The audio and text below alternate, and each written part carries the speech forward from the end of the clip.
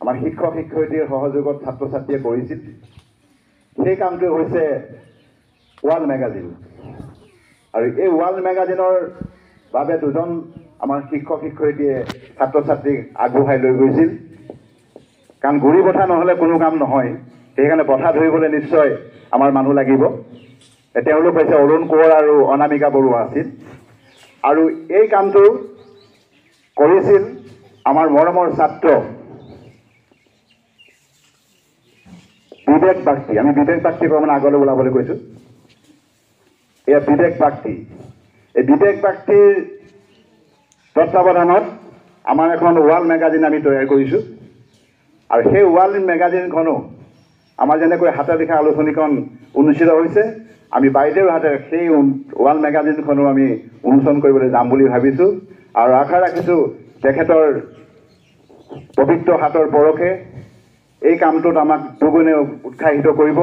আৰু অদূৰ ভৱিষ্যতেও আমাৰ উত্তৰ পুৰুষে যাতে ইয়াৰ পৰা অনুপ্ৰেৰণা পায় এয়া আমি কামনা কৰিছোঁ এতিয়া আমি বাইদেউ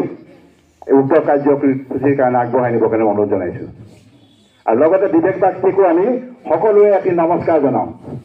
বিবেক বাগচি ইয়াত মানে অংশগ্ৰহণ কৰিছে সকলোৱে এটা হাত খোজকাঢ়ি দিয়ক এয়া আমাৰ বিদ্যালয়ৰ ৱাল মেগাজিন তাৰ নাম ৰখা হৈছে সৃজন সৃষ্টি এই সৃষ্টিৰ মূলতেই আমি এই কামখিনি আৰম্ভ কৰিবলৈ গৈ আছোঁ এয়া বাইদেৱে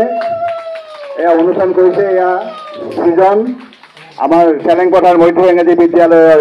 হাতে লিখা ৱাল মেগাজিন ইয়াত এটি বিশেষত্ব আছে যে অসমৰ শিৱসাগৰ জিলা পুৰণি কীৰ্তিচিহ্নৰ কাৰণে বিখ্যাত আৰু ইয়াৰ মূল থিমটো হৈছে পুৰণি কীৰ্তিচিহ্ন শিৱসাগৰত যিমান পুৰণি কীৰ্তিচিহ্ন আছে সকলো ইয়াত এটা নক্সা আছে আৰু নক্সাৰ ভিতৰতে কিছুমান বাক্য তাত লিপিবদ্ধ কৰা হৈছে আপোনালোকে সকলোৱে পিছত পাতৰ হোৱাৰ পাছত অংশগ্ৰহণ কৰি চাব আমি আপোনালোকক জনাইছোঁ